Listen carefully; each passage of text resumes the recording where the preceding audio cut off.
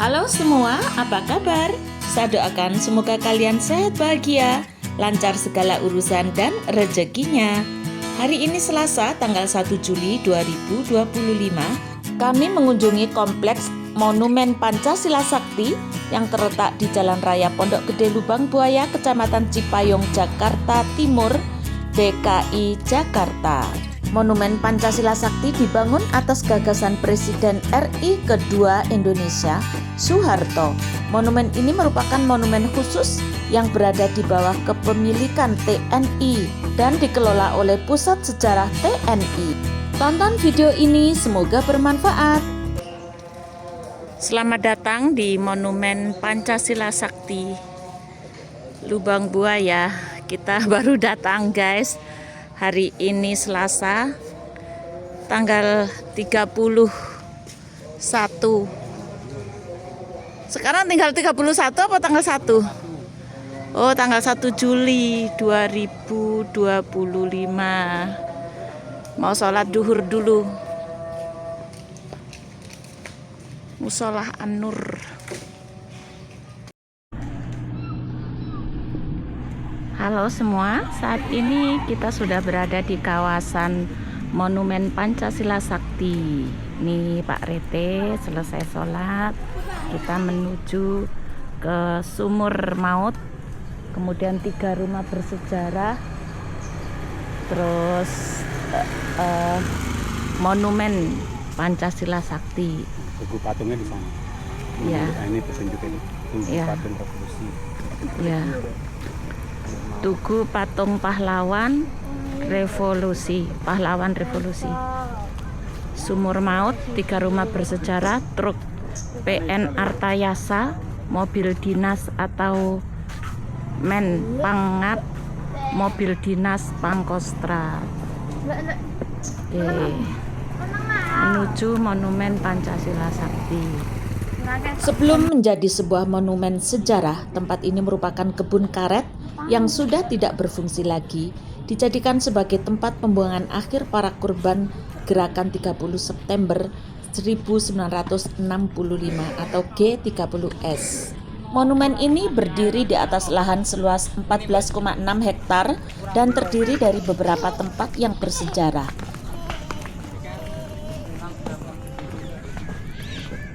PN Artayasa ini adalah salah satu mobil yang digunakan untuk mengangkut Ya benar toh.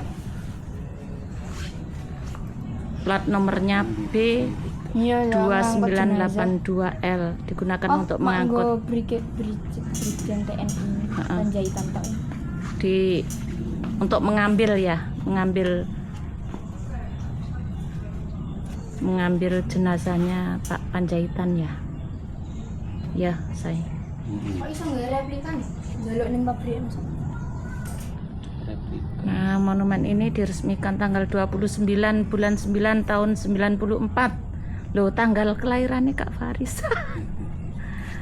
29 bulan 9. 2 tahun nih Kak Faris. Itu loh tanggal sama bulannya. Tanggal tahunnya orang kaya. Dugi. Dan terdiri dari beberapa tempat yang bersejarah, seperti Museum Pengkhianatan PKI, Sumur Tua tempat pembuangan jenazah 7 pahlawan revolusi, rumah penyiksaan, dan pos komando, dapur umum, mobil-mobil tua peninggalan pahlawan revolusi, dan Museum Paseban. Oh, ini 3 rumah bersejarah. Ini rumah pertama ya ini. Ini rumah pertama untuk dapur umum. Tanggal 1 Oktober tahun 1965 digunakan sebagai dapur umum bagi anggota pasukan pemberontak G30SKI. Nah, kita lihat ada apa saja. Di sini berisi kursi ruang tamu yang ditaruh di teras, 1 set kursi ruang tamu. Kemudian di sini ada meja kantor sebelah kanan. Terus sebelah kiri ketika kita masuk Ini ada bale-bale 2 serta almari pakaian 1.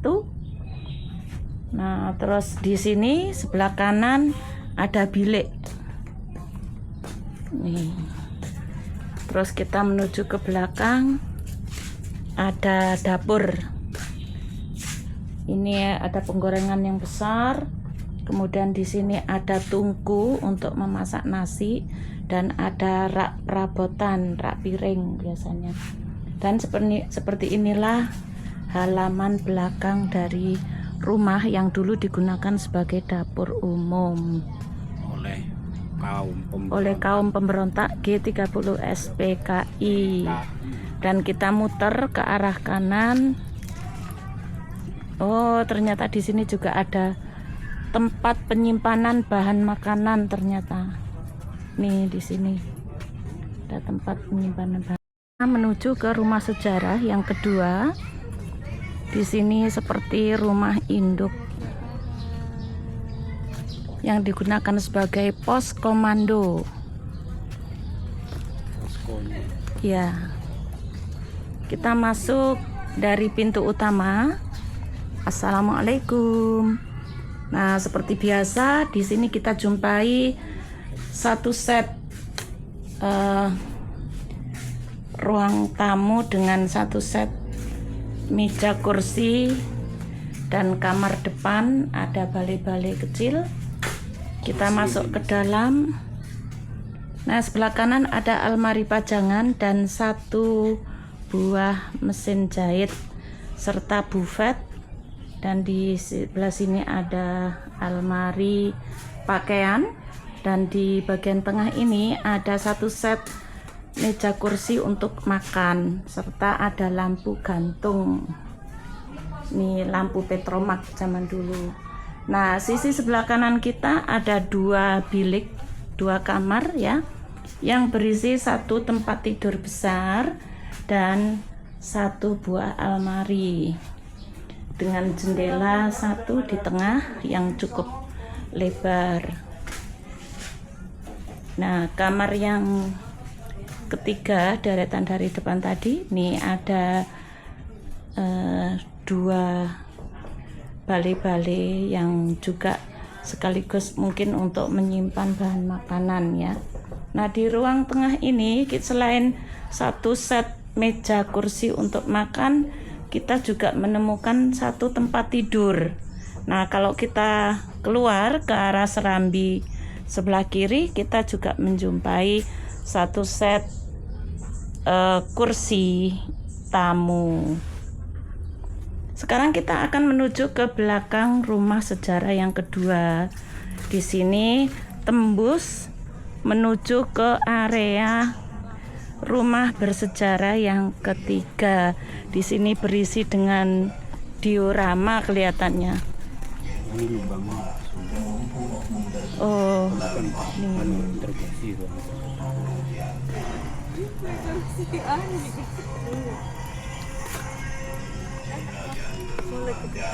oh ya, ini ruang interogasi.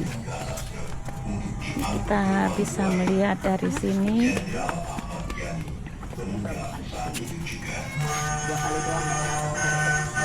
Ada sejarah yang telah difilmkan. Mungkin kawan-kawan ada yang sering melihat film G30 SPKI seperti inilah.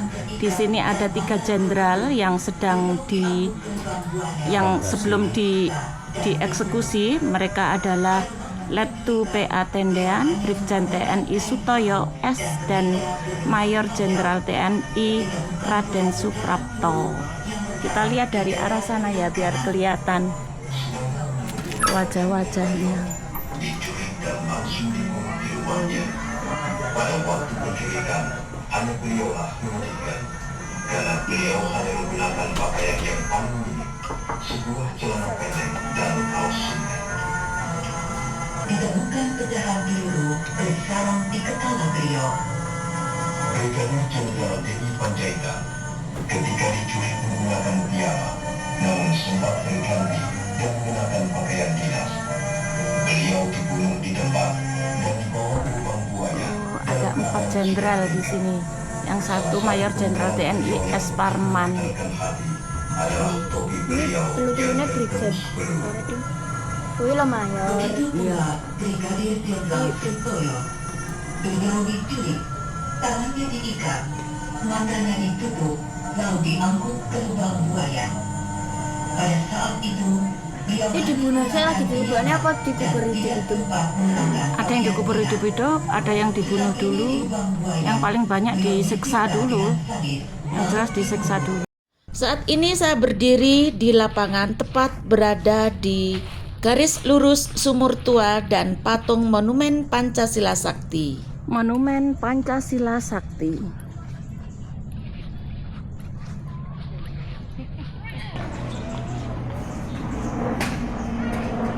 Pesawat. Ini adalah sumur yang dahulu digunakan untuk mengubur jenazah dari para pahlawan kita, pahlawan 30S PKI, pahlawan revolusi. Sumur maut,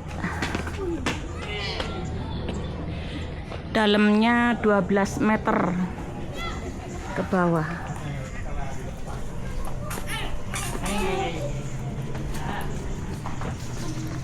Wow.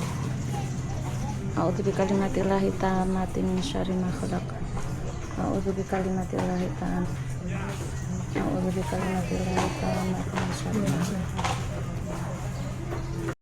Halo kawan-kawan, hari ini saya sedang berada di Monumen Pancasila Sakti, Lubang Buaya. Ini adalah patung dari jenderal-jenderal kita, para pahlawan kita yang telah dibantai oleh pemberontak PKI dan disiksa di rumah penyiksaan itu, kemudian dimasukkan ke dalam sumur tua ini, sumur Lubang Buaya.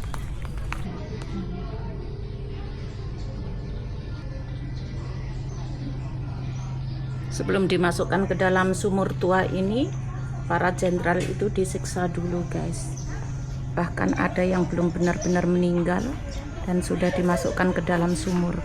Dari Monumen Pancasila Sakti, saya bergeser menuju ke Museum Pengkhianatan PKI. Museum ini berisi sejarah pemberontakan PKI untuk menggantikan Pancasila dengan komunis. Sejarah tersebut terekam hingga pemberontakan G30S PKI. Di pintu masuk terdapat beberapa koleksi foto pemberontakan PKI, pengangkatan jenazah 7 pahlawan revolusi, dan beberapa diorama yang menceritakan tentang pemberontakan PKI di berbagai daerah di Indonesia.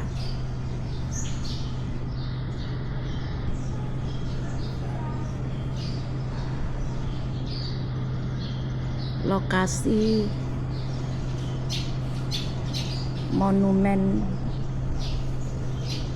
Pancasila Sakti. Saat ini kita sedang berada di Museum Pengkhianatan PKI. Di pintu masuk kita disambut dengan layout dari lokasi sumur tua dan Monumen Pancasila Sakti. Nah, di sini kita masuk ke museum.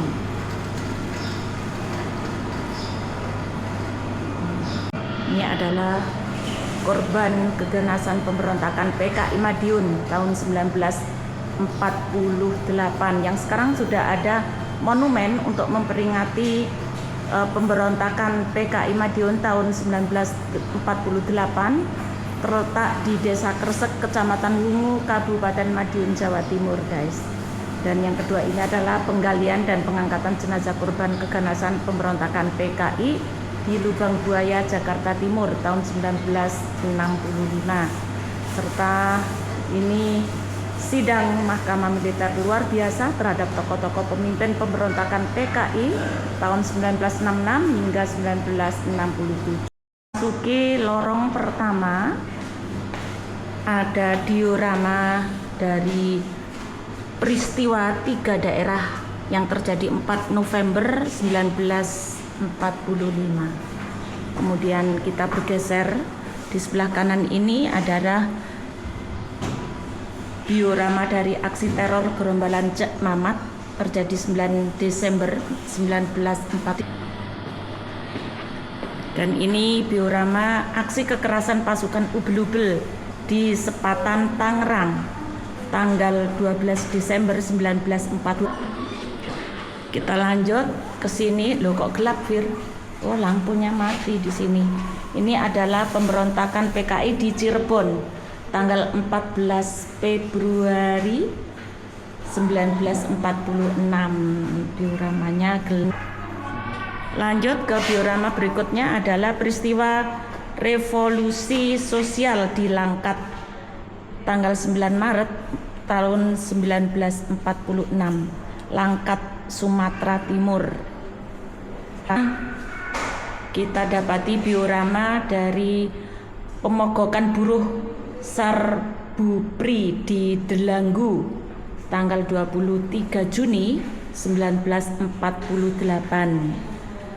Jatuhnya wibawa pemerintah ini adalah mengumpan perekonomian melalui aksi pemogokan buruh di Delanggu, Klaten, Jawa Tengah. Selanjutnya kita melihat diorama dari pengacauan Surakarta yang terjadi 19 Agustus 1948. Pemberontakan PKI di Madiun dengan sengaja menciptakan suasana kacau di kota Yogyakarta sebagai pusat pemerintahan RI pada waktu itu.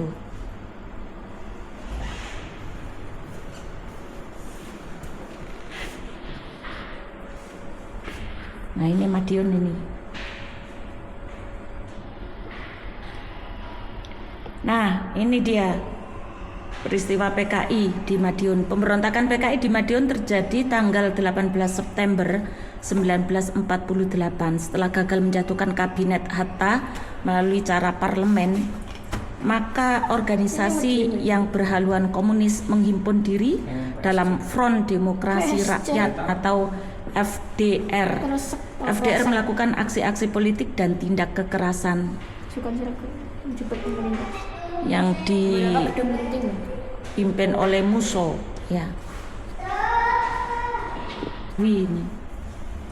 Nah, ini adalah diorama dari pembunuhan terhadap para buruh dan ulama, ya, di Kawedanan Ngawi.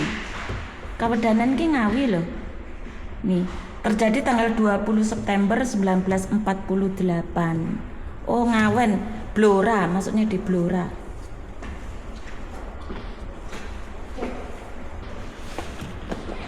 Nah, ini tetangga sebelah rumah Madiun. Nah, itu adalah penampakan Gunung Lawu, diorama setelah Gunung Wilis. Ya, ini adalah Gunung Wilis dan yang ke kanan ini adalah Gunung Lawu. Ini daerah Gorang Gareng, guys, yang ada pabrik tebunya itu. Dan ini adalah diorama dari pembebasan Gorang Gareng terjadi tanggal 28 September 1948. Pada waktu itu PKI melakukan pemberontakan di Madiun. Mereka menculik lawan-lawan politiknya, para ulama, tokoh masyarakat, pamong praja dan polisi. Dan mereka digiring ke arah Kresek, Desa Kresek, Kecamatan Wungu, Kabupaten Madiun. Dan para korbannya dibantai di Monumen Kresek. Sekarang sudah didirikan Monumen Kresek di batas Kecamatan Wungu, Kabupaten Madiun, Jawa Timur. Nah, demikianlah kawan-kawan, kita telah keliling dari museum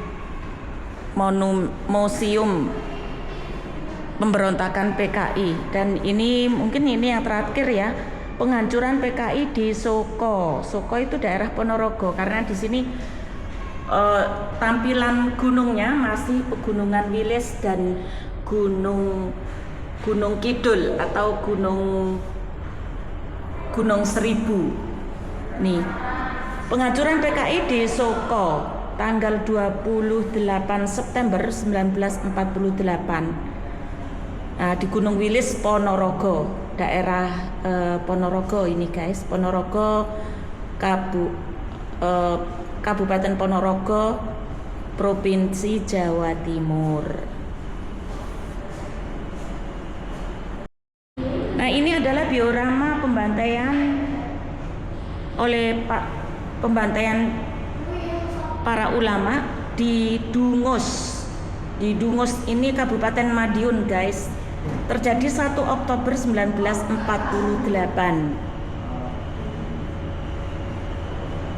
Dengan perkiraan bahwa Madiun tidak mungkin bisa dipertahankan, maka sebelum pasukan TNI memasuki kota ini, tanggal 30 September 1948, tokoh-tokoh PKI dan pasukannya mengundurkan diri ke Desa Kresek, Kecamatan Wungu, Kawedanan, Dungus, sebelum tentara sebelah tenggara kota Madiun. Daerah ini telah dipersiapkan sebagai basis pengunduran serta pertahanan PKI. Dalam pengunduran ini, pasukan PKI membawa banyak tawanan yang belum sempat dibunuh, guys. Nah, akhirnya Musso tertembak mati tanggal 31 Oktober 1948. Dan tanggal 1 Oktober 1948 TNI berhasil menguasai Kecamatan Dungus, Kawedanan Dungus, yang dijadikan PKI sebagai daerah pengunduran diri PKI. Ini daerah Madiun. Nah, kawan-kawan, ini adalah pegunungan Tirtomoyo, Wonogiri, Jawa Tengah. Meskipun Madiun telah jatuh ke tangan TNI, tentara PKI masih melanjutkan kekejaman terhadap lawan-lawan politiknya di daerah Wonogiri, menteror rakyat dan menculik para pejabat pamong praja. Para tawanan yang berjumlah 212 orang ditahan dan disekap di dalam ruangan bekas laboratorium dan gudang dinamit yang terletak di Bukit Tirtomoyo. Gini suasananya, guys. Kanan kiri dari bukit ini ada sungai kecil yang mengalir dan ada base camp, semacam base camp di situ, tempat para tawanan. Penangkapan Amir Syarifuddin tanggal 29 November 1948. PKI mengadakan konsolidasi di daerah Gunung Liman. Gunung Liman itu Wilis, salah satu puncak dari Gunung Wilis. Nah, selanjutnya serangan gerombolan PKI ke asrama polisi, Denpo, nih ke asrama polisi. Tanggal 6 Agustus 1951. Ini adalah peristiwa Tanjung Morawa, terjadi 16 Maret 1953, Karesidenan Sumatera Timur. Di lantai 2 kita disuguhkan dengan diorama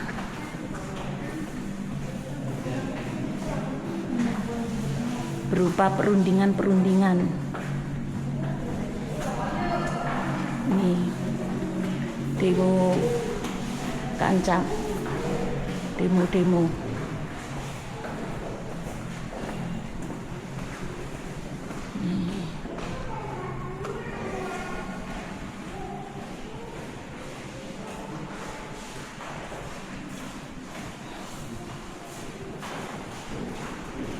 Ini adalah senjata-senjata yang dahulu digunakan. Senjata laras. Penyerbuan Gubernur Jawa Timur 27 September 1965.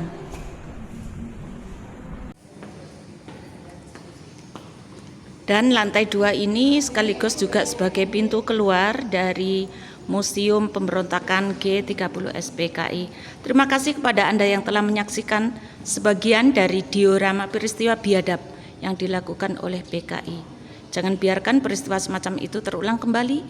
Cukup sudah tetes darah dan air mata membasahi bumi pertiwi. Untuk itu, pelihara dan tingkatkan persatuan dan kesatuan bangsa. Selamat jalan dan merdeka. Pintu keluarnya, guys. Sudah di atas kita tuh, jadi di atas. Ada buah sawo, pohon sawo. Tuh, berbuah. Pohon sawonya berbuah. Lebat ya buahnya. Tuh loh. Tuh yang atas loh, merendal sawonya. Tuh.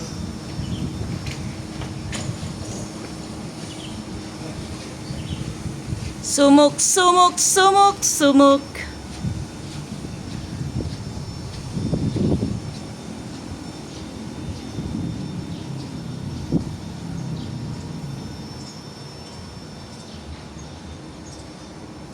Museum Paseban.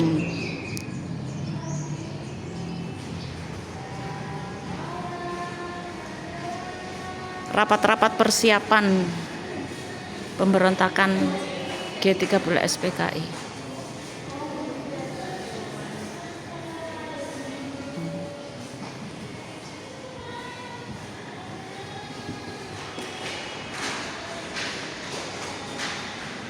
Oh, ini yang dimasukkan ke lubang buaya ya. Jenazah para perwira Angkatan Darat dimasukkan ke dalam sumur maut. Nih, penculikan Letnan 1 PA Tendean, penjaga rumahnya Jenderal Nasution. Kalau ini Ajun Inspektur Polisi tingkat 1 KS Tubun. Ayo keluar menuju ke area parkir. Parkir. Lantai piro iki, Fir? Terima kasih kepada Anda yang telah menyaksikan sebagian dari diorama peristiwa biadab yang dilakukan oleh PKI. Jangan biarkan peristiwa semacam itu terulang kembali. Cukup sudah tetes darah dan air mata membasahi bumi pertiwi. Untuk itu, pelihara dan tingkatkan persatuan dan kesatuan bangsa. Selamat jalan dan merdeka. Terima kasih juga kepada rekan-rekan yang sudah menonton hingga video ini selesai. Semoga bisa menambah pengetahuan dan manfaat buat kalian. Jangan lupa dukung dengan memberikan like, komentar, dan subscribe. Sampai jumpa pada video kami yang berikutnya.